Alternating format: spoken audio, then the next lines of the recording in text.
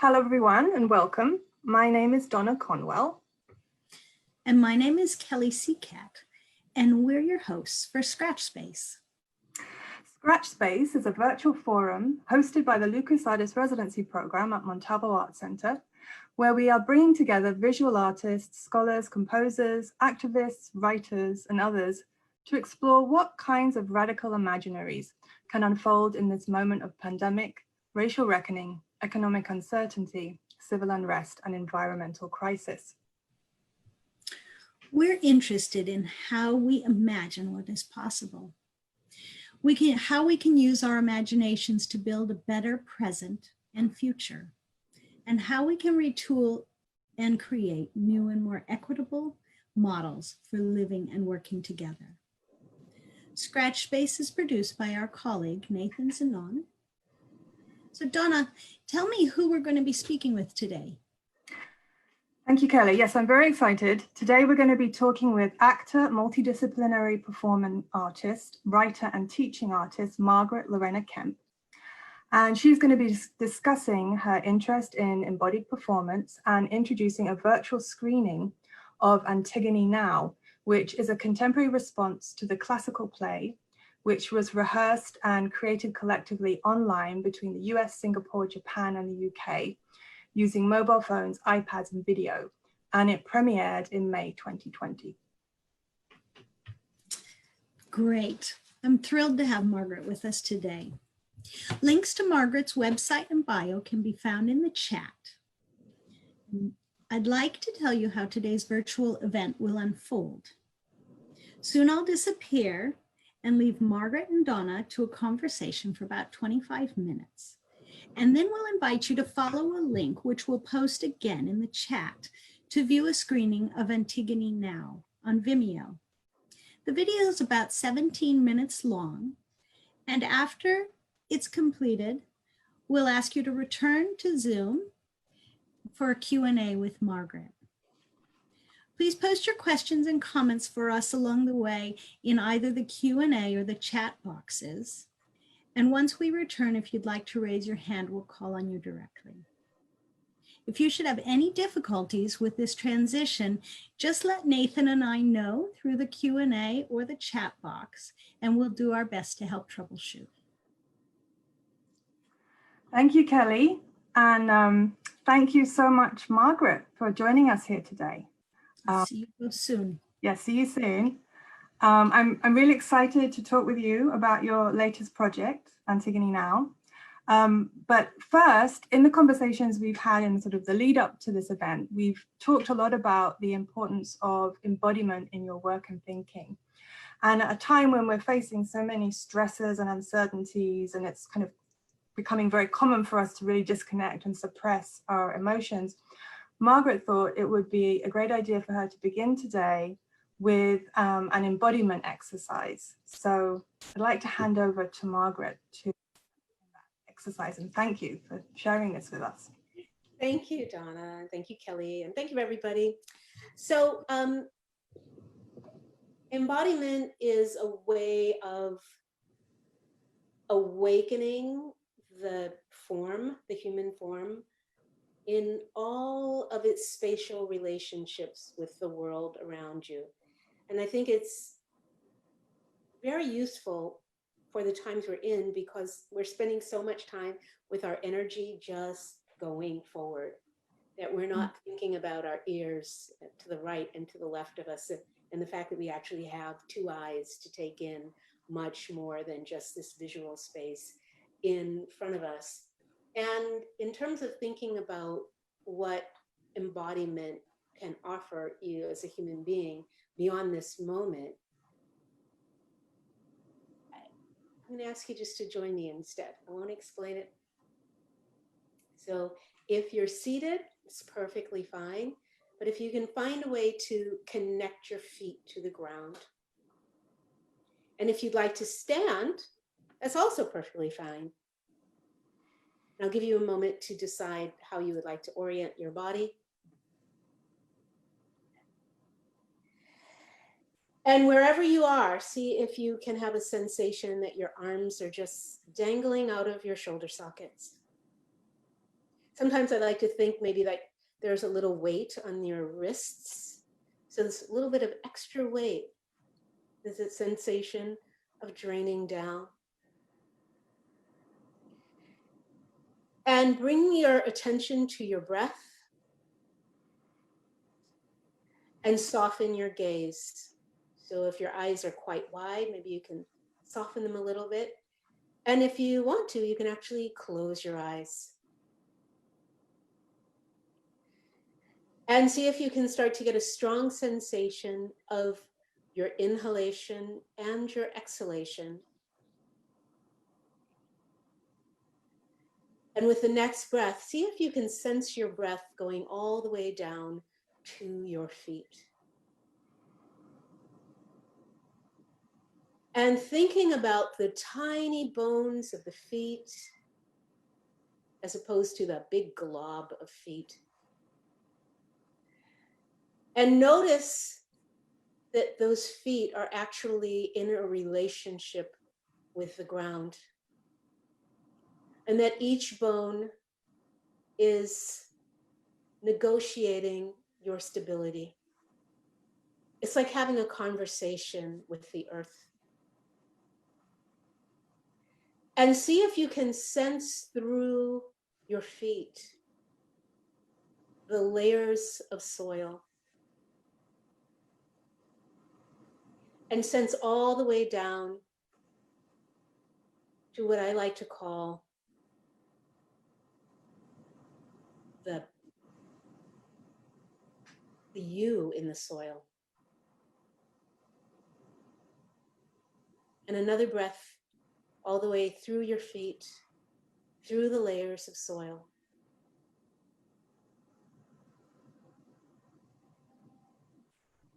And just let's look to the right, sending both your eyes and your face in the direction of the right, and see that there's a world there. And look to the left, and that there's a world there. And look up, and there's a world there. And looking down towards the floor, noticing that there's a world there. There's a world around us, 365 degrees. Let's rub your hands together.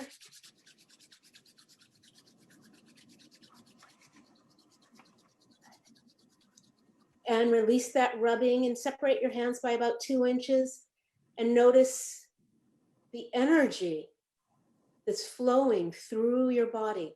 All you had to do was just brush off that top layer to discover the world of energy in your body that comes out through your eyes, through your breath, and that you're sharing without language in the space. And now let's just bring our hands to your clavicle, which is very much the tops of your lungs, and using your energetic hands, just pressing in that area, breathing into the topmost part of your lungs, and bringing your hands around to the back, and breathing into the bottommost part of your lungs in the back.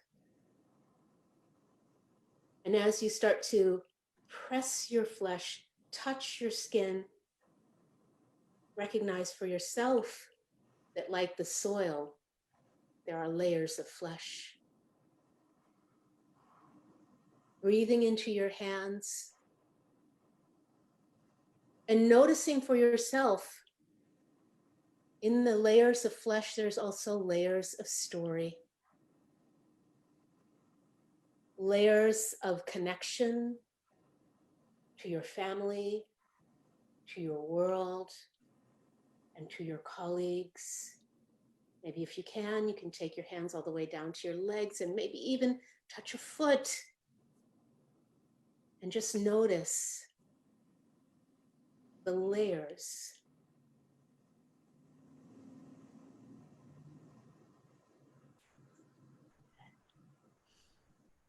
And just allow yourself to rest with your feet on the floor, your arms dangling out of your shoulder sockets. And notice for yourself how you feel.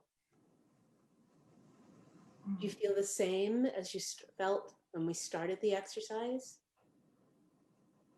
Or maybe you have a little bit of a sensation of the world around you.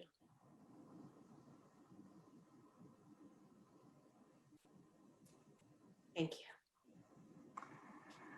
Thank you so much for that, Margaret. That was so deeply restorative. I need to do more of that.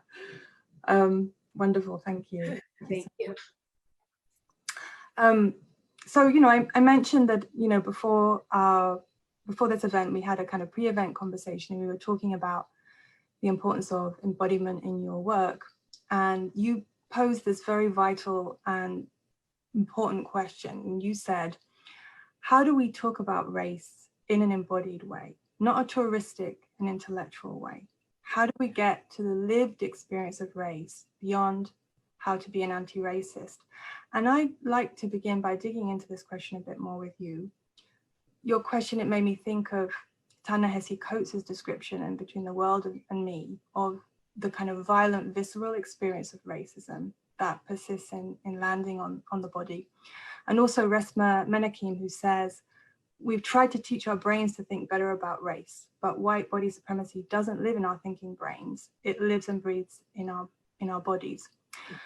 Your performance work can be so, very visceral. And so I'm hoping we can revisit a solo performance work by you from 2016 as a way of kind of exploring and talking through a little bit more your interest in embodied experience. So let me now just pull up the PowerPoint so we can share some images with everyone. And maybe you could start by describing this work for us.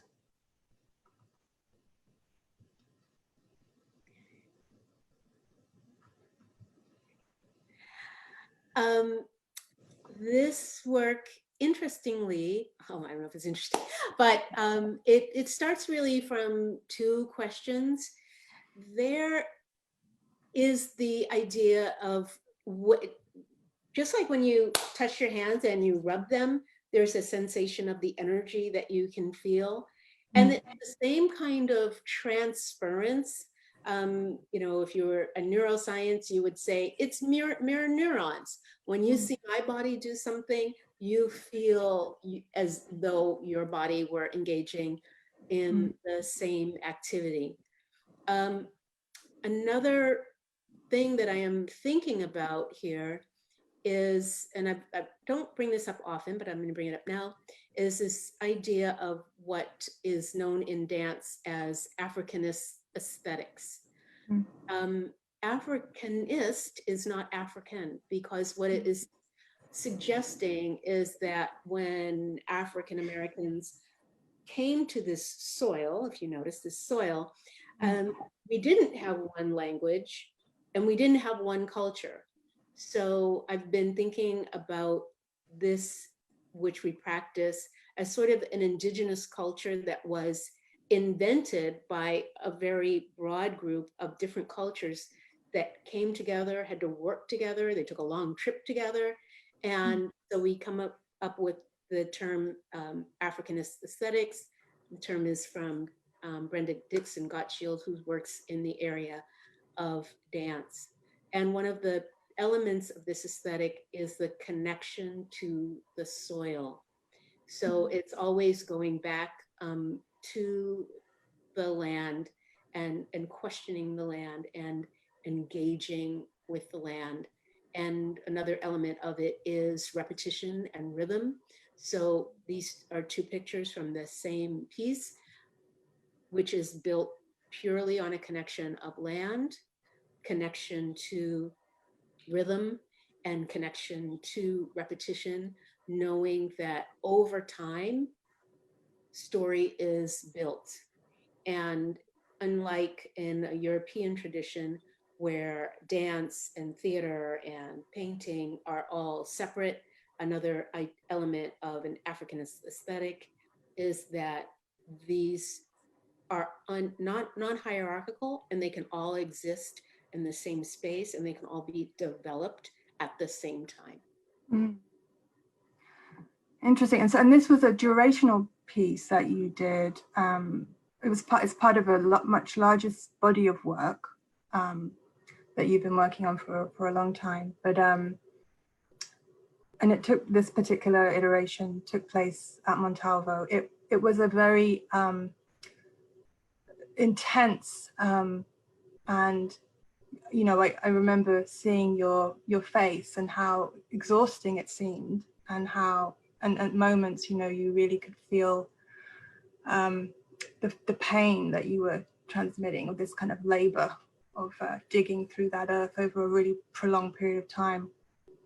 And you talked about this earlier when you talked about this kind of mirror neuron effect, but I was wondering if you could talk a little bit more about that, this relationship between how performance can produce empathetic relationships, and thinking about empathy as a kind of, we've been talking a lot about the radical imagination and this series of conversations, and how empathy can be a work of radical imagination. So I'd love it if you could talk a bit about that, what role does strengthening empathetic relationships play in your work, and then what kinds of strategies do you use to sort of create these root connections and relationships between you and the audience? Right.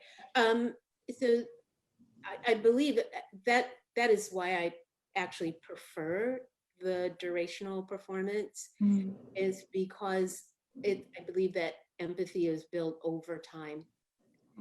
And because of the intense physicality of this work, it does take you into it.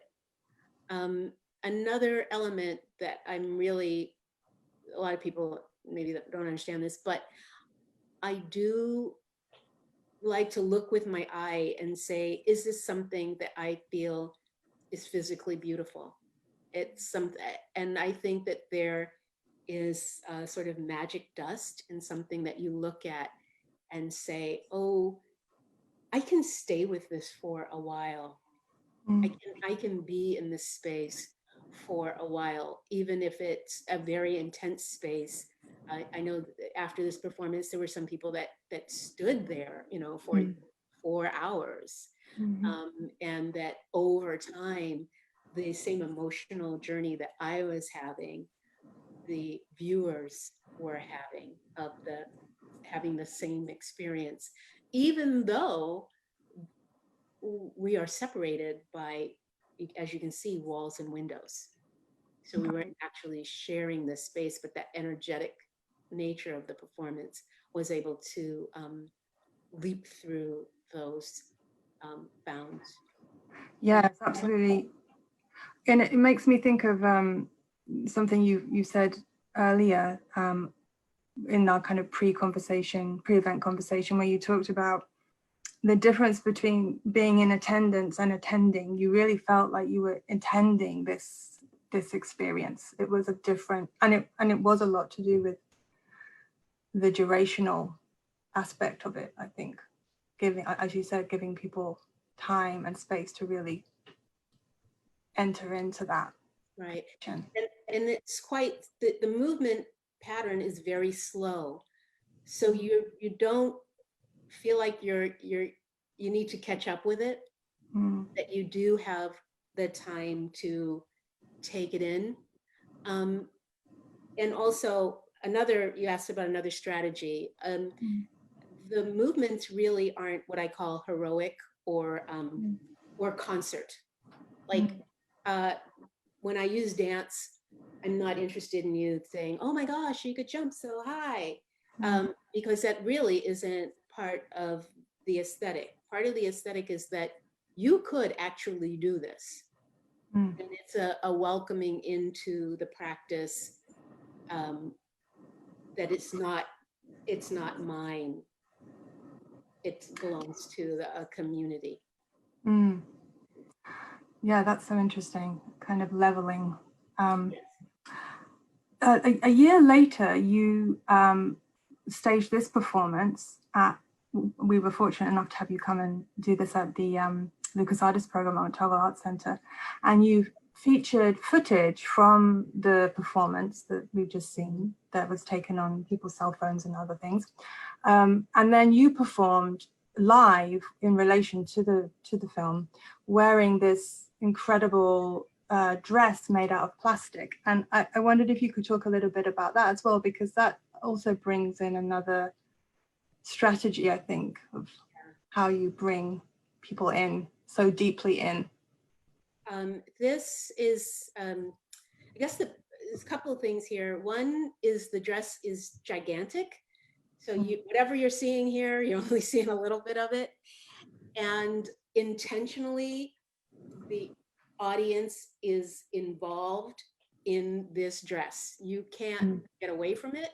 And again, thinking about embodying my experience and welcoming, particularly people who aren't African American, bringing them into this experience. You can't tell by looking at this, but because this dress is made out of plastic, it does indeed sound like water. And my idea is that there's something about being an African American and our history is involved in this Middle Passage. It's there. If you don't know it, you should know it. And also, there's something about, particularly the way I look with the, lots of hair and other things going on. Whenever I enter a space, there's this sensation of, who's that person? I can't leave without being noticed. So through this dress, I am articulating what it feels like to be me in the space. And I am not only articulating it, I am actually putting you into the same experience. So there are microphones around. So if you can see in the picture, microphones around. And I played the dress as if it were a jazz instrument. So you could hear that. And again, these are our aesthetics. This is where some of these sounds emerge from. So I sort of put them into something that I could actually wear and that I could actually play. And I sang to my dress sounds.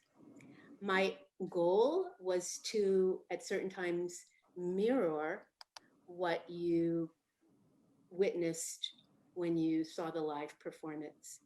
So there are times in this performance where if I was facing left and it was just a profile view, I timed it so that at that time I could just be in that moment.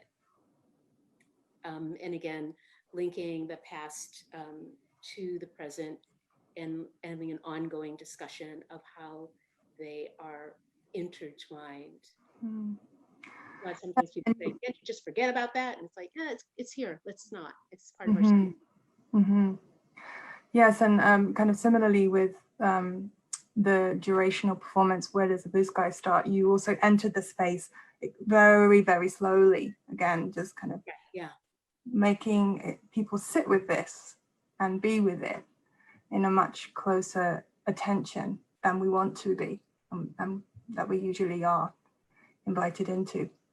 I wanted to talk with you about your work on the play Where Does the Blue Sky, The Bluest Eye and Embodiment, but realizing that maybe we should move on to talk a bit about Antigone Now, just so we make sure that we have enough time to do the screening and have Q&A, because I'm sure people will have lots of questions and discussion about that. So I am going to stop sharing my screen here.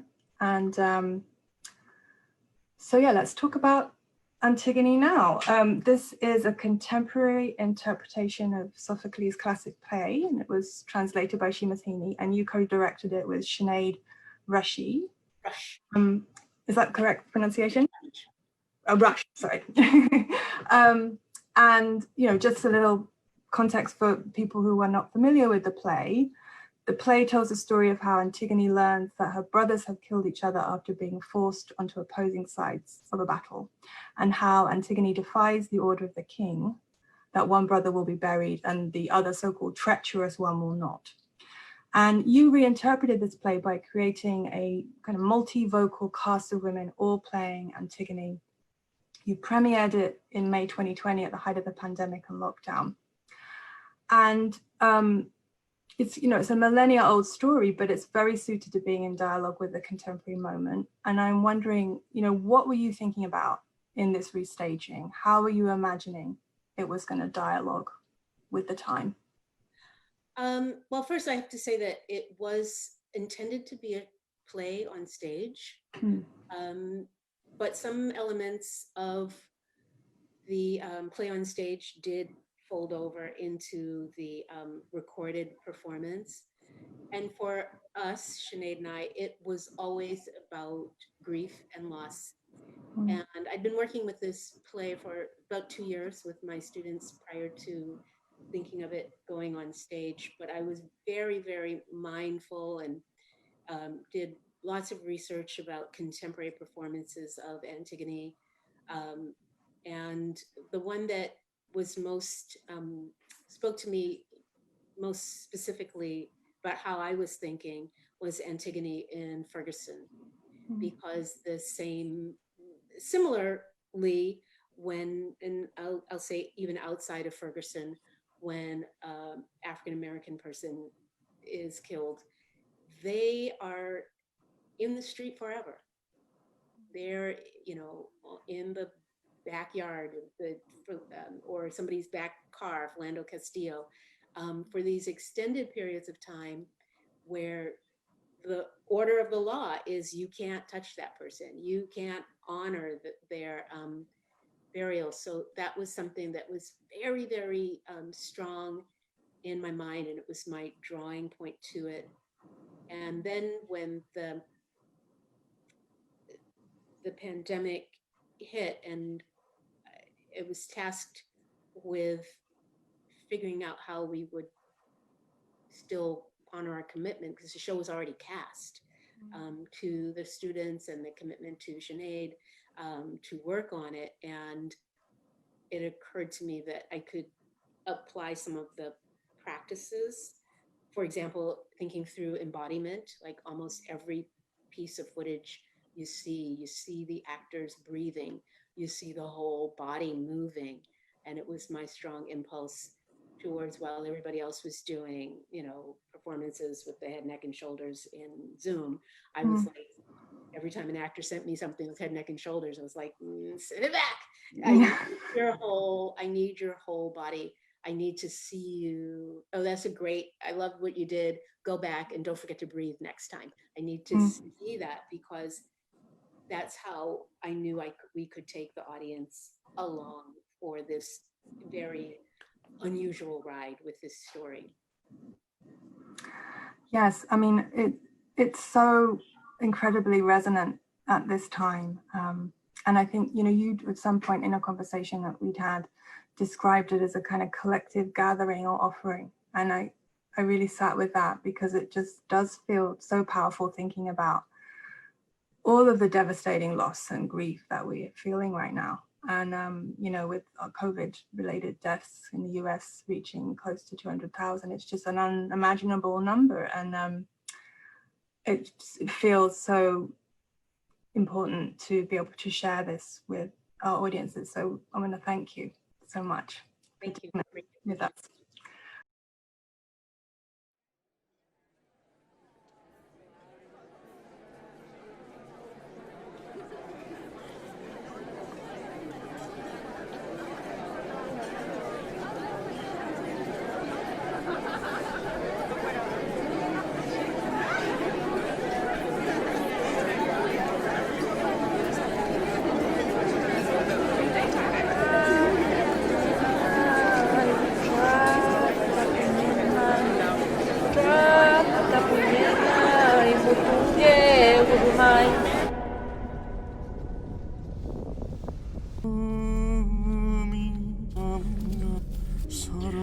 Our brother Eteocles has been buried as a soldier with full honors. So he has gone home to the dead. But not Polynices. Our brother Polynices is denied any burial at all.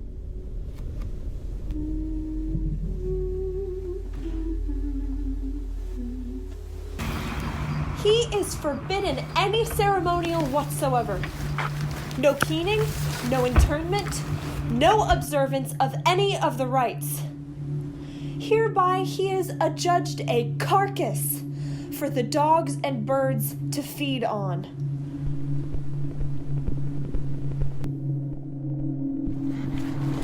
Here's what happens.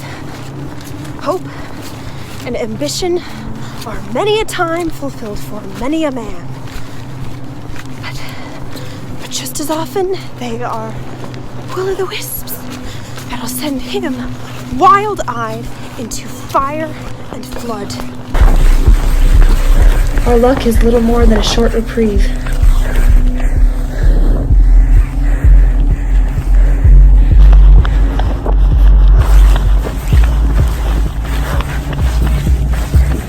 Help me to lift my brother's body.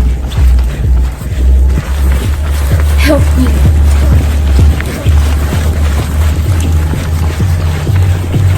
I'll bury him myself.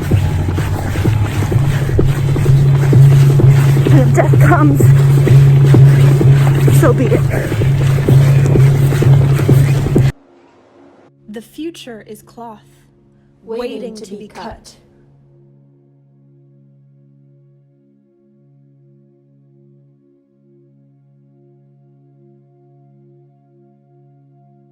Tra pita punyen mai, tra pita punyen mai, tra pita punyen mai, mudunge gurumai, mudunge gurumai, upaita punyen mai, upaita gurumai, upaita punyen mai.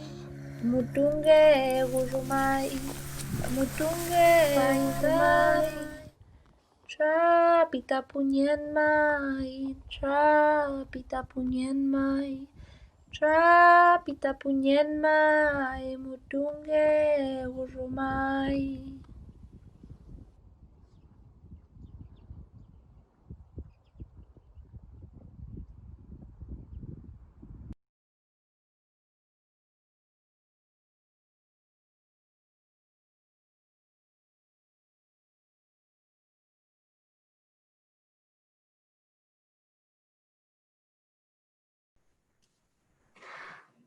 So I hope that everyone has had a chance to watch the film Antigone Now. And we are now going to invite everyone to come back online and with us on Zoom and join us for some Q&A with Margaret, where we can kind of delve a little bit more into the themes of the film. So I'm glad Kelly's also come back to join us in this conversation. And maybe I could just lead off with one question, and then we can turn things over to Kelly, and hopefully we'll have some comments and questions from our guests. So I'd love, Margaret, if you could tell us a little bit more about your process of working with the actors, and you know, how did you go about bringing out their best performances? You were working with them in your capacity as a professor at UC Davis, and they're all theatre students, I understand, at UC Davis. So I'm just kind of interested basically in your whole pedagogical approach, really. So I like to cast students who've never been in anything. So only about 4 of the cast had ever been in any kind of performance. And actually the embodiment exercise that we engaged with in the beginning was really the foundation for the rehearsal practice. So thinking broadly about the themes and asking the actors, instead of going straight to text, just go straight to the body and ask the actors to explore. I remember one, what was it like? What does it feel like to carry love? What does it feel like when that love is very heavy? How does that impact your body? How does that impact your breath? And then we kind of creep through, it sounds a little slow, and it is, and ask the actors to, you know, look at the script on occasion, and then go back to this embodied practice. And while they're engaging in this physicality, just say, if any word comes from the text, just say it, but let it be impacted by what your body is doing. So it doesn't become, okay, now they're actors and they're going to speak really well, but we're going to hear the struggle of what it feels like. Another one was, where do you feel betrayal in your body? So although Ismene is not in this narrative, we did study the whole script. We had many read-throughs of the whole script, so we were always working from the whole script, but this abbreviated text is the text that you see performed. So embodying betrayal. Where do you feel that in your body? Embodying turning away from someone for the last time. And that's not just, again, it's not just about the face, it's like what happens with the body. We did a lot of chakra work. You know, you call it chakras, or you call it energy centers, if you're not of that way. And just very briefly, for somebody that might not know what that is, say that the area of the pelvis was the area that we endowed with the root beliefs. We call that the character's unshakable values. What does it feel like to move from that space? And that prompt was particularly useful for this group of actors, most of whom are never cast because they're heavily accented, or because, you know, they're not, you know, the physicalness of what you normally think of for actors. So now you're asking them to sort of do the opposite of what they're normally expected to. They're actually saying, no, these are my beliefs. I won't move from that. And now just say, are there anything from the text that comes to mind?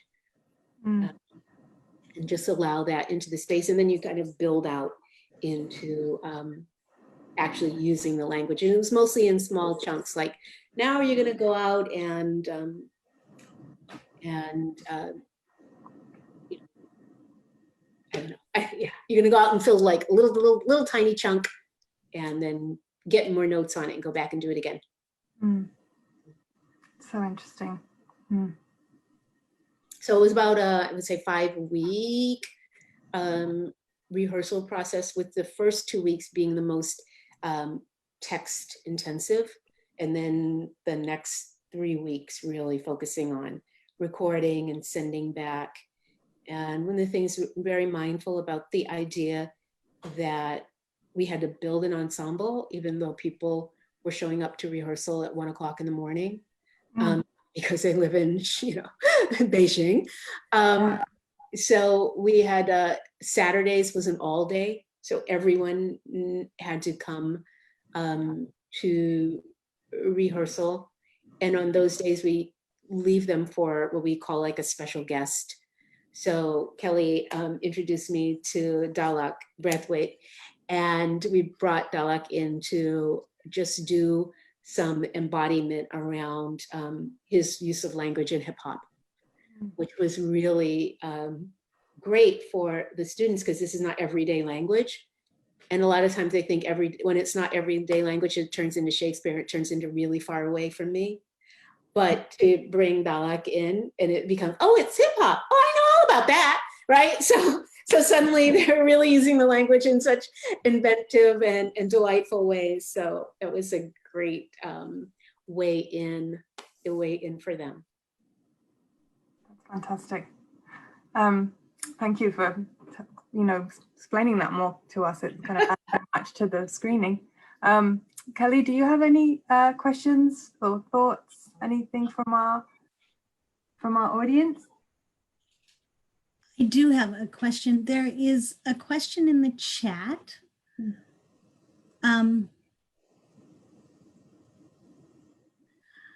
Tell me again the name of the woman who wrote Anna Lewis. Her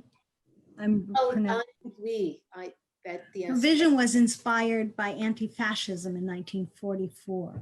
Was this vision inspired by the rising acceptance of authoritarianism happening in the country and around the world? Do you know the answer to that question, yeah, Margaret? I do. I think that it became inspired by it, but the original vision, we always had many Antigones, is that interestingly enough, Antigone always disappears about 1/4 the way through her show. And one of the things I said is, how can we make Antigone the star of her own play? So we always thought about having many, but since the world changed before we started rehearsal and before it became an online performance, it was more thinking through, thinking through feminism and thinking certainly through some of the elements of how the disrespect given to people when they are killed by the police, like the unburying of them, in an ongoing grief in communities of color. Margaret, somebody's asking, what was the song that we heard during the burial scene? The entire soundscape was so beautiful. Lex, I can't pronounce his last name, but it's in the credits. He's in London. Did the soundscape with sounds that were, again, all gathered by the cast. But one of the exercises, and it's actually a class exercise of mine, is that we look at grief culturally. And so the students were tasked with looking into their own culture and thinking about the grief and the sounds of grief, and to bring a song that they associate with grief. And the actor who never speaks, as a matter of fact, talk about actors, one day she came to rehearsal and said, I don't think my Antigone speaks. I'm not going to talk. I'm not talking anymore. It's like, okay, I know that's going to work. She is native of Colombia, and it's a Mapuche song. So it's sung in an indigenous language. And it's like a lullaby, so doesn't have a name or anything like that. It's a traditional song, and she's speaking in her traditional language. And interestingly, she did an audition initially because they were singing in the audition. And I was like, how come you didn't audition? She said, I can't sing. I said, yeah, you can sing. You're fine. Come on, audition. Because she's really in her body, and I knew that, that would be very helpful. I'm here, Margaret, and I'm a huge fan, but I'm wishing I could just come and join your class. There's so many takeaways. I mean, having the conversation with Donna and you and I about sort of how we embody race, how we embody, you certainly had your students embodying Antigone in this production. And I loved it. Maybe you'd be willing to share a little bit, sort of the resistance you faced as a faculty, having worked for so long on this performance, and COVID hits, and all of a sudden it was like, can't do that. And you said, well, sure we can. I remember being at home and seeing you post that it was going to be the world premiere online. And I was so thrilled and proud of you, and the whole family tuned in to see what you had done, and how we capture these spaces and how we kind of take advantage of this moment. I think people are going one way or the other. They're completely paralyzed in the fear of the unknown, or they're really sort of grabbing on and just taking a risk.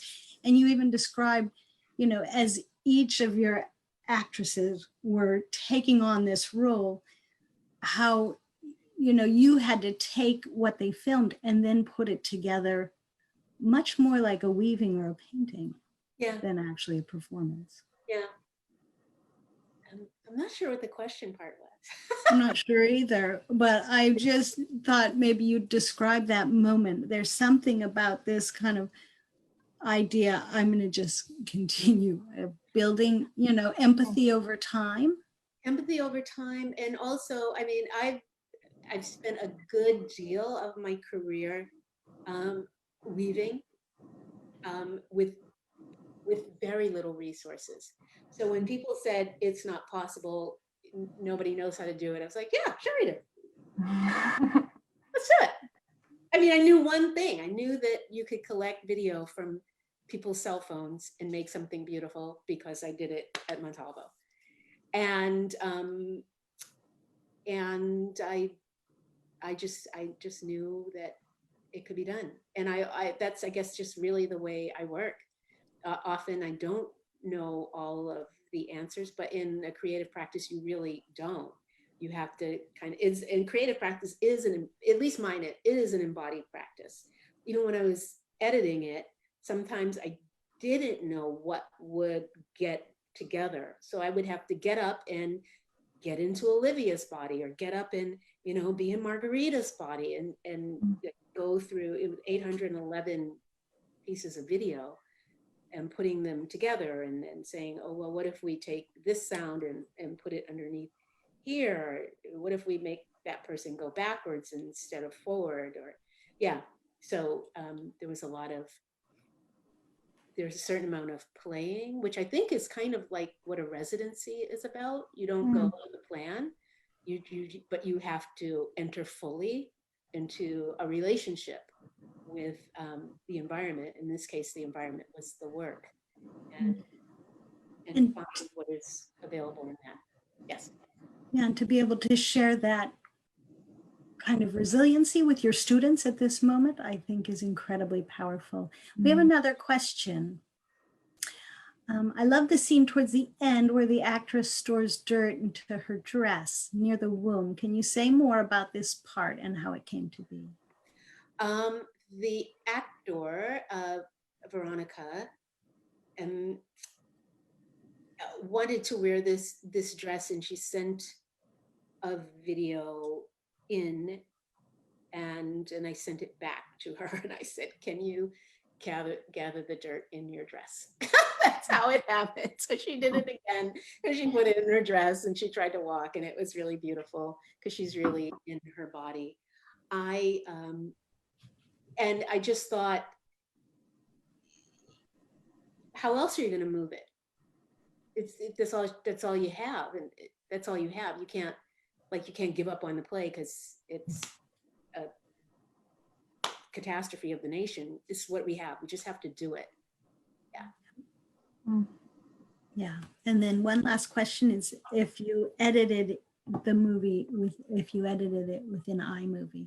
I did about 2 weeks before I started doing the final, what was going to move towards the final cut. I did start it on iMovie, and I started it in a linear way, like, and then.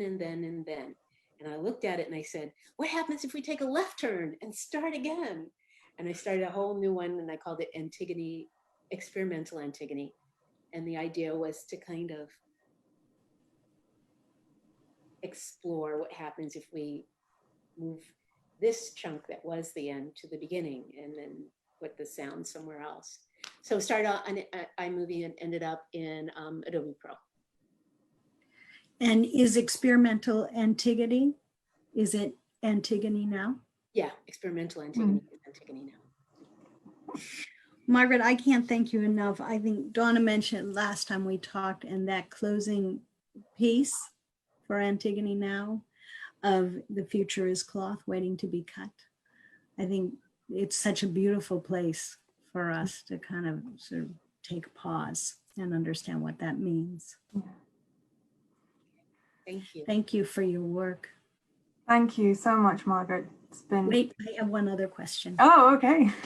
Margaret, when we record this and we post it for folks, we'll have some trailers of Antigone, but can you just let people know how they can track when the next time it will be filmed? If you're welcome to share my email with the participants, and I can send it, or I can send to you again and let you know. But I anticipate there'll at least be one more public screening, maybe possibly two. Yeah, it's really beautiful. Thank you, Margaret. Thank you for joining us today. Yes, thank you so much, Margaret. It's been Thank you. nice to speak with you. Okay. I also want to thank our participants, our guests for joining us here today and for participating in the Q&A. I think you've asked some fantastic questions that really opened up the conversation in a really nice way. So Kelly, I'm wondering, can you tell us what we have coming up in Scratchbase next week? I can. So next week, Donna and I will be joined by Rox Media Collective, a Delhi-based collective founded in 1992. Rox Media have been described as artists, media practitioners, curators, researchers, editors, and catalysts of the cultural process. Most recently, they were artistic directors for the Yokohama Triennial, one of the first major art events to take place after a flood of cancellations due to COVID-19. We'll examine how art can be a form of renewal, the importance of luminous care, and the challenges of installing and opening an exhibition virtually. Wonderful. Well, thank you all again for joining us here today, and we look forward to seeing you next week for Scratch Space episode 3. Thank you. See you next week. I'm going to come. Okay. Yay. Thank you. Bye-bye. Thank you again, Margaret. Thank you. Bye-bye.